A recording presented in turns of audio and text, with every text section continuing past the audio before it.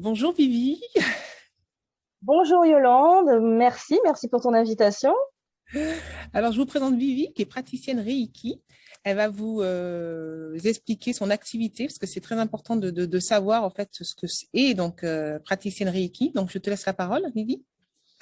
Alors le praticien de Reiki, bon, c'est une pratique énergétique, hein, comme son nom l'indique, donc c'est un énergéticien du Reiki. Alors le Reiki, en fait, c'est une pratique énergétique qui nous vient du Japon, qui a été créée en 1922 par Mikao Usui, hein, qui est donc parti à la rencontre et qui a reçu tous les protocoles, les symboles du Reiki et qui en a fait une pratique de guérison, enfin d'aide à la guérison, d'aide à l'activation de l'auto-guérison des personnes.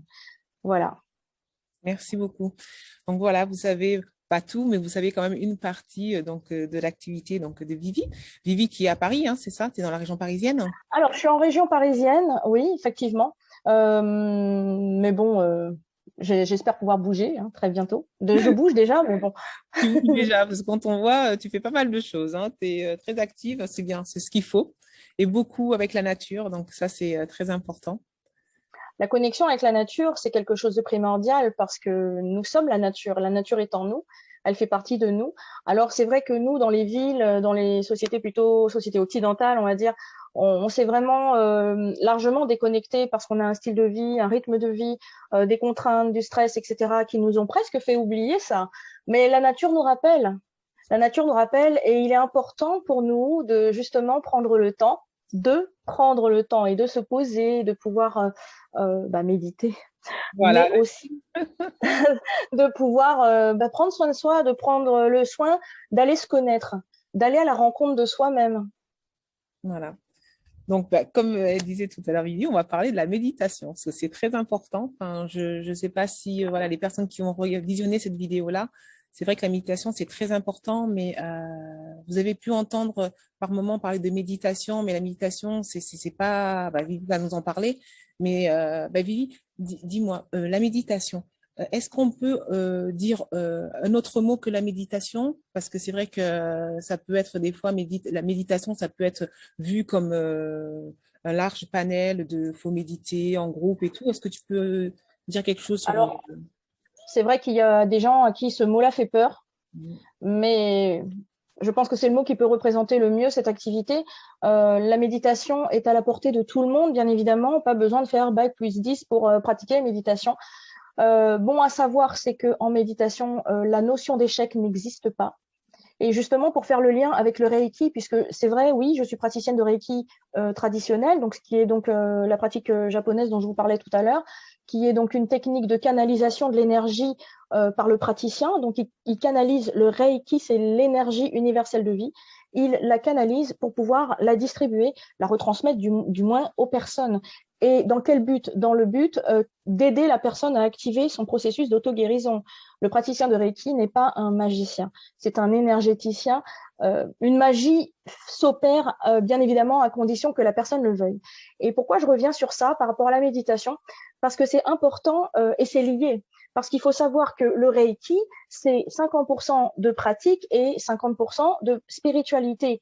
Et dans la pratique quotidienne du Reiki, puisque le praticien, bien évidemment, ne peut pas prodiguer des soins efficacement à l'autre s'il ne se sert pas lui-même déjà.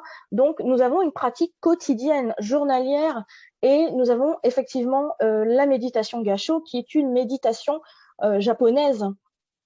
Donc, la méditation fait partie intégrante de notre pratique et qui dit méditation parle aussi de chakras. Les chakras, ce sont nos centres énergétiques qui se trouvent à l'intérieur de notre corps. On en dénombre 7 principaux, donc nous avons 7 chakras principaux, mais aussi beaucoup d'autres. Et nous travaillons aussi, en Reiki, nous travaillons bien évidemment sur ces centres énergétiques pour pouvoir les rééquilibrer. Et la méditation va aider justement à avoir cette approche-là. Donc la méditation, en fait, c'est un outil d'aide à enclencher le processus d'auto-guérison.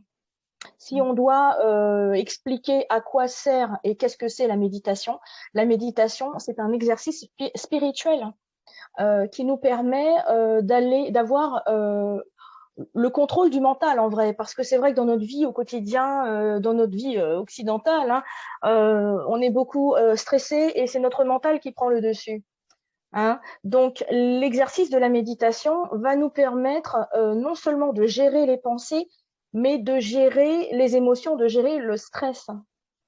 Donc aujourd'hui, on va prendre un exemple. Là, c'est vrai qu'on est dans une situation en ce moment qui est un peu délicate. Ça va être un bon Ouais. sujet. Et on entend parler aux infos que bah, il y a beaucoup de personnes qui sont stressées par rapport à ce qui se passe, hein, donc le Covid. Hein. Et donc là, la méditation peut être très importante pour ces personnes-là parce qu'il y a des personnes qui sont isolées, qui on n'arrive pas à vivre, en fait, à surmonter ce qu'on est en train de vivre, hein, parce qu'on entend, hein, ça devient quand même. Alors, on n'arrive pas à le surmonter pour la bonne, enfin, dès l'instant où on pense qu'il y a quelque chose à surmonter. Voilà. Mais en fait, il ne faut pas attendre de se dire que la méditation est une solution miracle pour évincer le Covid. Je préfère quand même le préciser. C'est pas là où est la problématique de la situation que nous vivons aujourd'hui sur le plan à la fois individuel, collectif, mondial. Donc la problématique, elle est bien plus profonde et on l'explique de cette manière sur un plan énergétique. Ce qui se passe aujourd'hui, c'est que la Terre, la planète Terre, qui est une conscience, c'est pas juste une boule ni une planète comme ça posée. La planète Terre, c'est une conscience supérieure, bien plus supérieure à la nôtre. Et bien évidemment, comme tous les êtres de l'univers, il faut savoir que dans l'univers, tout est énergie. Donc, tout est énergie, ça veut dire que tout est en mouvement, tout est en expansion. Et la planète Terre aujourd'hui, qui est notre Terre-mère, à nous, hein, donc ça nous concerne, est en train d'ascensionner. C'est pas des affabulations, ça s'explique sur le plan non seulement métaphysique, mais aussi physique. On peut demander à des astrophysiciens, etc. Ils ont des appareils de mesure et effectivement, la planète Terre est en train d'ascensionner, c'est-à-dire que son champ magnétique augmente. Pourquoi? Parce qu'en fait, elle est en train de passer de la 3e dimension à la 5e dimension. Si elle est en train d'ascensionner, elle nous emmène avec elle. Et tout ça suscite des bouleversements en nous. C'est pour cette raison que la planète Terre se nettoie, elle se régénère aussi, elle fait son nettoyage, comme nous sommes en train de le faire aussi. C'est-à-dire que quand vous voyez les tsunamis, les incendies, etc., plutôt que de s'accabler, certes, oui, c'est pas des événements agréables à passer, mais c'est comme, je dirais, comme la chenille dans son cocon. Avant de devenir papillon, eh ben, elle va passer par des étapes peut-être un peu douloureuses, pas très confortables, mais ensuite elle va pouvoir devenir un beau papillon, déployer ses ailes et s'envoler. Et nous sommes encore la chenille qui est en train de commencer à faire craquer le cocon. C'est pour ça qu'en ce moment, il y a toutes ces choses qui bouleversent à la fois, qui nous bouleversent sur le plan collectif, mais aussi sur le plan personnel.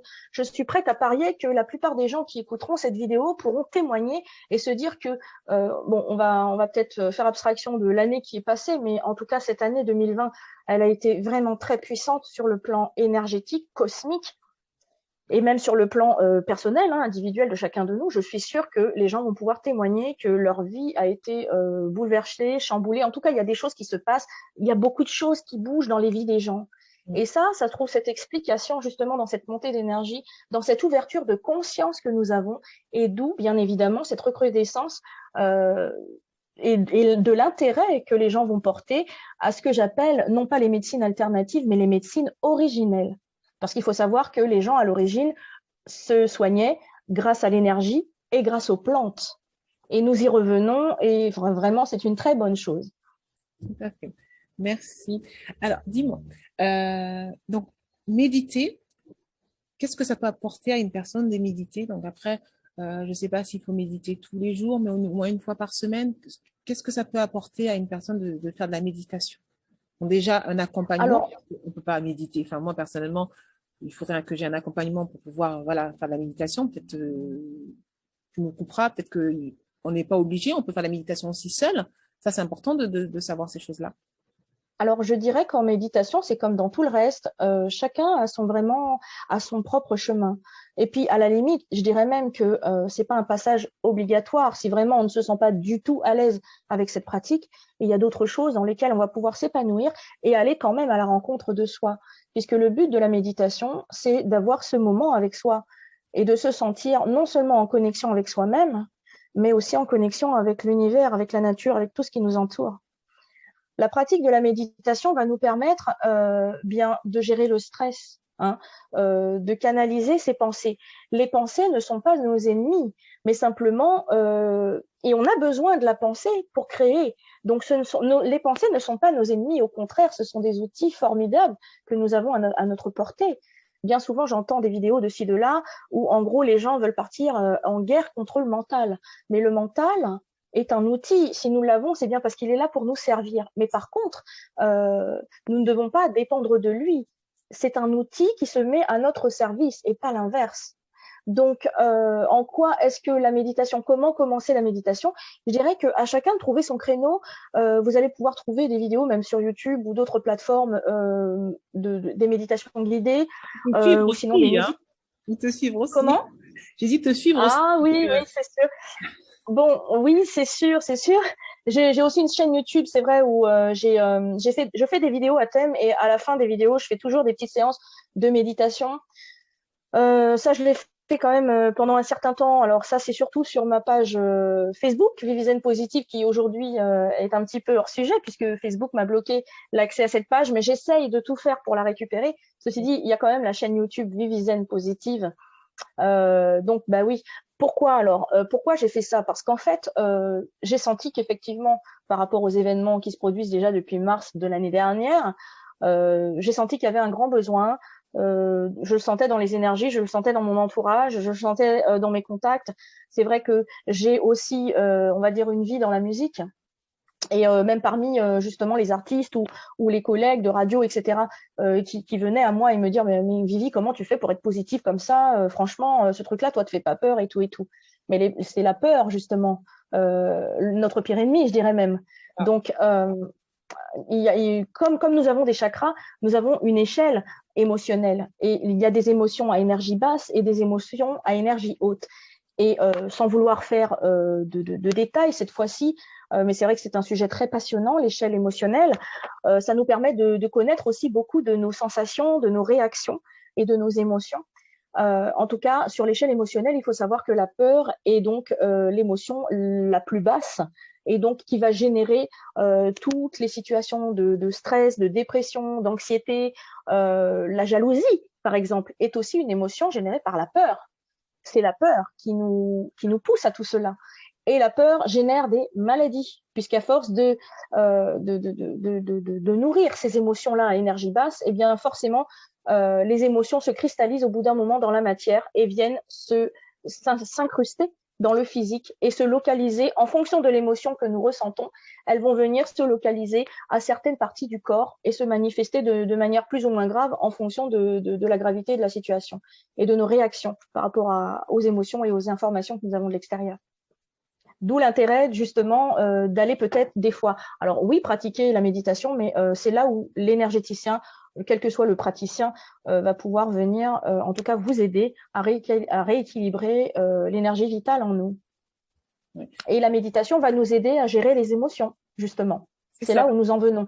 La méditation aussi, c'est au niveau de la respiration. C'est très important. Alors, il y a plusieurs types de méditation. Et c'est vrai que dans les bienfaits de la méditation, il y a donc la maîtrise de soi, la maîtrise de ses pensées, le fait de se sentir en équilibre, en harmonie, hein, avec soi, avec les autres. Mais ça peut aussi aider alors, à longue échéance, hein, on ne va pas en une séance de méditation régler tous les problèmes. Ça, c'est illusoire. Mais ceci dit, avec une pratique régulière, on peut réussir à vraiment avoir des miracles, je dirais même des miracles. Et puis, pour aller un petit peu plus loin, dans l'anecdote personnelle, pourquoi j'en fais mon cheval de bataille? C'est parce que la méditation m'a sauvé la vie. Littéralement, la méditation m'a sauvé la vie. Et j'ai pas pris des cours. J'ai prise face à l'urgence de ma situation personnelle. J'ai été inspirée, je dirais. Après, c'est vrai que quand on est plus ou moins éveillé, plus ou moins connecté ou plus ou moins spirituel, on a des connexions, des canaux qui s'ouvrent et j'ai reçu cette inspiration de méditer. Et finalement, je me suis mise à méditer comme si j'avais médité toute ma vie. Mais je pense que nous méditons tous et toutes, sans s'en rendre compte, de manière inconsciente. La méditation fait partie de nous. Pourquoi? Parce que l'être humain est un être spirituel avant tout. Nous, ce que nous voyons, c'est que nous sommes un être de chair et de sang, mais pas que ça. C'est-à-dire qu'avant d'être un être de chair et de sang, nous sommes avant tout de la lumière qui a ralenti sa fréquence pour pouvoir descendre dans le mental, dans l'émotionnel et dans le physique. Donc avant d'être un être physique, nous sommes avant tout un être spirituel. Et dans la vie que nous vivons dans la 3D, encore aujourd'hui, hein, la vie complètement matérielle, terre à terre, qui est donc une notion aussi presque de survie, eh ben, on a oublié. Alors, il y a des gens qui sont spirituels, il y a beaucoup de gens, justement, aussi une montée des consciences qui nous ramènent vers notre nature spirituelle. Et il y a encore beaucoup de travail à faire. Mais à partir du moment où on se reconnecte à notre nature spirituelle, on va pouvoir justement aller à la rencontre de soi-même et aller rechercher sa lumière en soi. Et la méditation va nous aider aussi à faire ça. Merci. C'est super intéressant. J'espère qu'un jour, on aura l'occasion d'organiser une conférence, mais avec différentes personnes parce que je ne sais pas si tu fais de la méditation à distance, c'est possible, hein, de faire de la méditation Alors, à distance. j'organise des séances de méditation de groupe. Alors moi, je privilégie le présentiel parce que je suis quand même très terre à terre, mine de rien. Hein. Mais les circonstances actuelles nous poussent à aller plus loin et à se remettre en question et à réfléchir à des solutions. Donc actuellement, je suis en train de travailler pour créer finalement mon site internet où on va pouvoir pratiquer à distance. Hélas, on va dire, on va s'adapter aussi, mais dès que ce sera possible, le retour aux séances de méditation en physique, je vais les faire. Alors, c'est des séances de méditation qui se passent en petit comité parce que moi, je ne veux pas méditer avec 100 personnes. Il faut savoir que c'est quand même, c'est de l'énergie. Donc, c'est intéressant et important. Et même pour l'atmosphère, pour l'énergie, pour l'atmosphère ambiante, je dirais, pour moi, c'est important, je trouve, d'avoir cette connexion avec peu de gens à la fois. Donc, l'idée, c'est pas de faire méditer des foules. Hein. C'est vrai qu'on voit en Inde… Comment? Oh, bon, je dirais, ça peut aller de 10 personnes à 30 ou 40 personnes, mais vraiment, 30, je trouve que c'est maxi, en fait.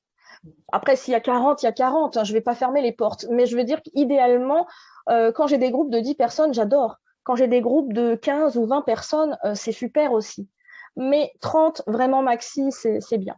Parce que quand tu parles d'énergie, quand on fait une méditation, c'est toi, tu puises aussi l'énergie des personnes autour. Donc, pour toi, c'est aussi, en tant que praticienne, c'est, comment dire ça?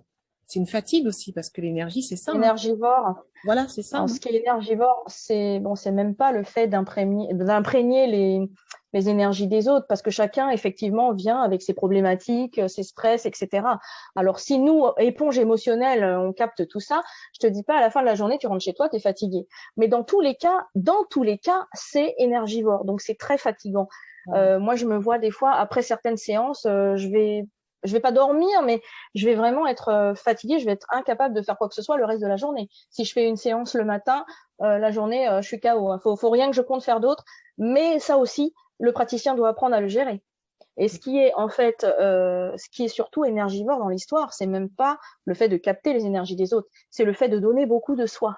On donne, on donne. Le praticien est un donneur, le coach, le naturopathe, peu importe la discipline, on est des donneurs à la base. Si on fait ça, c'est par amour, c'est par empathie, c'est parce qu'on a envie de donner ce que nous-mêmes nous avons reçu. Alors on l'a reçu de différentes manières. Moi, j'ai pas appris à méditer. Tu vois, donc pour répondre à ta question de tout à l'heure, comment on peut faire la première fois pour méditer ou quoi, est-ce qu'on a besoin de cours ou tout. Il y a des gens qui vont avoir besoin d'un accompagnement régulier, ils vont se sentir en sécurité, ça va leur permettre de progresser. Et puis il y a des gens qui sont très autonomes, qui n'ont pas envie et qui n'ont peut-être même pas du tout envie de méditation guidée, ils veulent se débrouiller tout seuls et ils y arrivent très bien. Donc en fait, à chacun de voir comment il veut fonctionner. La méditation, il n'y a pas des règles fixes en fait, c'est vraiment c'est quelque chose de libre et je répète vraiment, il n'y a pas de notion d'échec. On ne peut pas rater une séance de méditation en fait. D'accord. Ça, c'est bien à le savoir. Donc, aujourd'hui, vous avez bien entendu, méditer, ça va toujours nous apporter un plus. Et comme elle disait tout à l'heure, Vivi, il n'y a pas d'échec. Mais pour moi, je me dis qu'il faut que chacun puisse au moins une fois prendre une séance pour déjà voir, parce qu'on ne sait pas, je veux dire, on parle de choses, mais tant qu'on l'a pas vécu, c'est compliqué de pouvoir s'exprimer. De toute C'est façon, vrai. il faut des choses, hein, pour pouvoir s'exprimer, hein. Je veux dire, comme tout à l'heure, tu disais, tu as fait un témoignage en même temps, où tu te dis que tu as appris toute seule par rapport à ce que tu as pu vivre. Donc, tout est comme ça, c'est un cheminement, en fait. C'est notre vécu qui fait qu'aujourd'hui, on peut faire des témoignages. Moi, aujourd'hui, si je suis là en train où j'ai créé cette page web thérapie, c'est par rapport à un vécu. Donc, ce que je veux, c'est que les personnes qui regardent cette vidéo puissent comprendre et parce qu'on est en manque de connaissances. On est en manque de connaissances et chacun peut apporter à n'importe qui de la connaissance. Demain, je vais croiser quelqu'un, va me faire un témoignage. Et ce témoignage-là, ça sera encore de la connaissance. Donc, et c'est pour ça qu'aujourd'hui, je suis contente que tu sois avec moi, la Vivi, parce qu'il faut que les gens puissent savoir qu'il y a d'autres manières. Et la méditation, pour moi, je connais plein de personnes autour de moi qui m'ont parlé de la méditation. C'est pour ça que je m'intéresse et ça leur apporte énormément, comme tu dis, dans le Ouais. stress du boulot, les enfants, parce que les enfants, ils nous prennent beaucoup d'énergie, même si c'est de l'énergie sans le savoir, parce que voilà, c'est des enfants, mais c'est important. Et au boulot, on a aussi énormément de stress. La vie de couple aussi, parce que on sait que la vie de couple, c'est pas si simple que ça. Donc tout ça, Ça. méditer, non, mais c'est vrai. Oui, Méditer, non, ça n'a jamais été simple, mais en même temps, on s'ennuierait hein, si c'était pas. c'est ça. Bon, Donc je pense que de temps en temps, s'isoler et méditer, ça peut faire que du bien. ouais, ça peut faire que du bien. Et vraiment, c'est ultra positif, c'est même transcendantal parfois. Hein. Vraiment, le summum, c'est quand on ne sait plus qu'on est là, en fait, quand on ne fait qu'un avec tout l'univers, quand on se sent vraiment bien, on réfléchit pas, on est. C'est tout simplement vivre l'instant présent. Très simplement, la pratique de la méditation, c'est un art. Et cet art, c'est quoi? Ça s'entraîne, hein, c'est la gymnastique de l'esprit, en vrai. L'idée, c'est quoi? C'est tout simplement de ramener sa conscience et sa concentration à l'instant présent. Pendant qu'on médite, on n'est pas censé devoir résoudre des problématiques.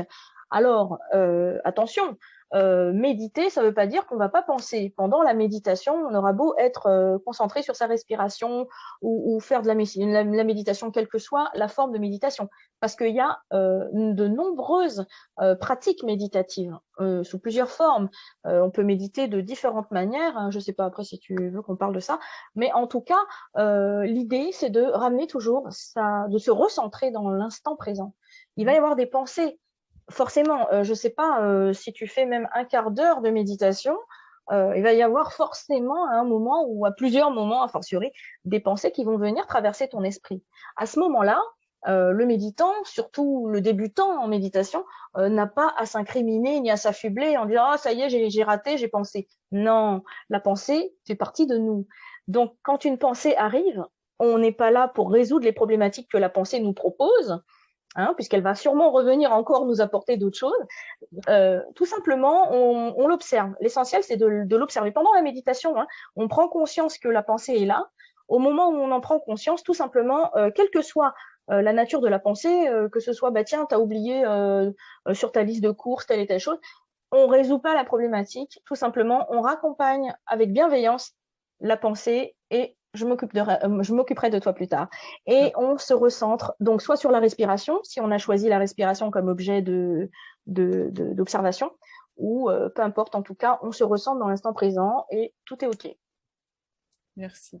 Merci beaucoup, Vivi.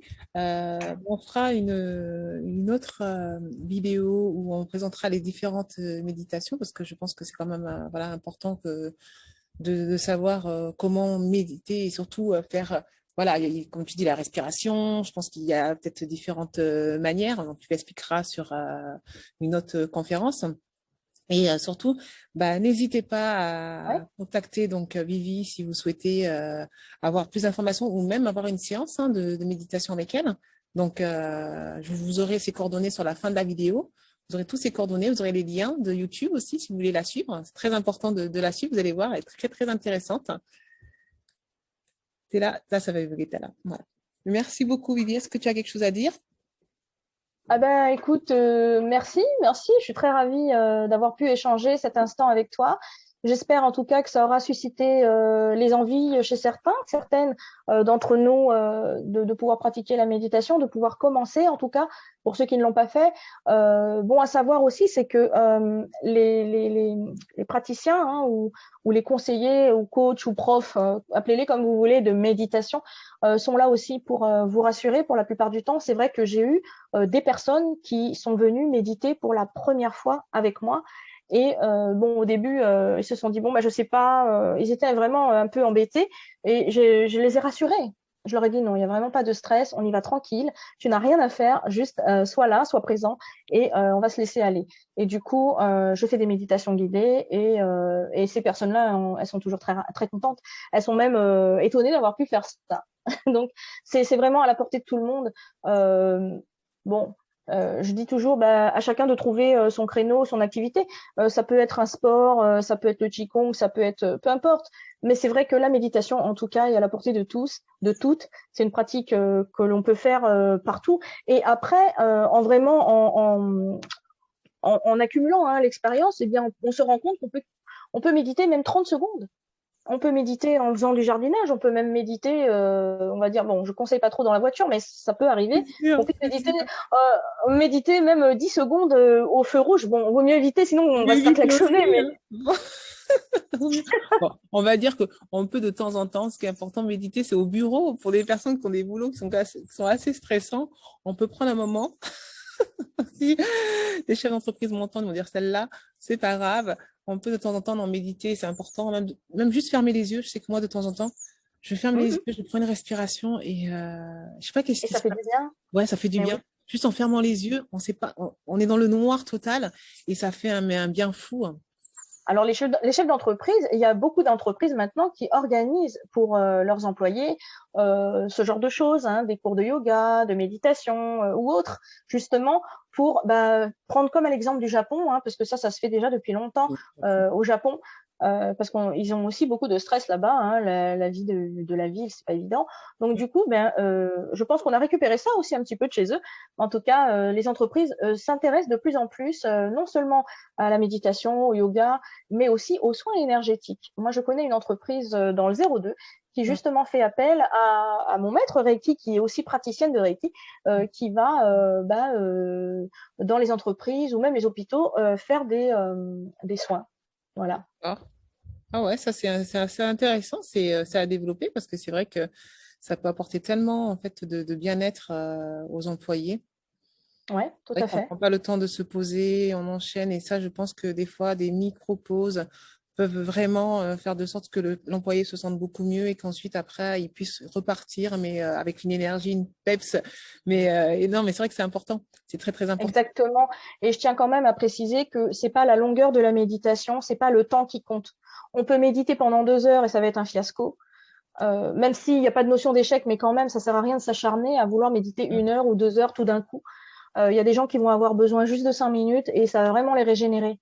Puis il y a des gens qui auront envie de méditer plusieurs heures. Bon bah là après on arrive dans des sphères assez enfin différentes, hein, mais il n'y a pas de niveau, il y a pas de degré, il y a pas de voilà, il y a pas de notion d'échec en fait. Hein. On peut pas dire qu'on a raté, c'est pas un examen. Donc bah il y a des jours bah comme on dit, la vie c'est un oscillogramme. Donc du coup bah il y a des jours où on va le sentir un peu mieux, d'autres un peu moins. Bon bah c'est comme ça, mais on peut pas dire qu'on a raté une séance de méditation. Donc il vaut mieux méditer même 2 minutes efficacement plutôt que de méditer 2 heures. Puis ça nous a servi à rien. Merci beaucoup, Vivi. Merci pour tous ces conseils. Merci à toi. Je te dis à très, très bientôt et on se revoit sur une conférence où on va parler on va approfondir la méditation et beaucoup plus encore. Bah, merci beaucoup. Avec plaisir. À très très bientôt. Et profite bien du soleil. Oui, t'as vu, hein, waouh. J'ai les oliviers en plus juste C'est derrière et un olivier là derrière. Là, ouais, c'est c'est ça, merveilleux. Hein. C'est c'est merveilleux. ça, c'est Et tu ça. sais, le rayon du soleil, là, t'envoie comme un arc-en-ciel de lumière. Je sais pas si toi tu le vois de ton côté. Ici, je le C'est très vois, moi. joli. Ouais, ouais, je le vois. Voilà. Voilà, voilà. Moi, c'est super. Voilà, la lumière, la La lumière. vitamine, la vitamine. La vitamine. N'hésitez pas à aller voir justement les vidéos sur YouTube Vivizen Positive et puis bah, à me contacter si vous avez donc besoin, même de conseils. Hein. En ce moment, c'est pas à négliger. Voilà. Merci, merci beaucoup. À bientôt. Merci à toi. Namasté. Namasté.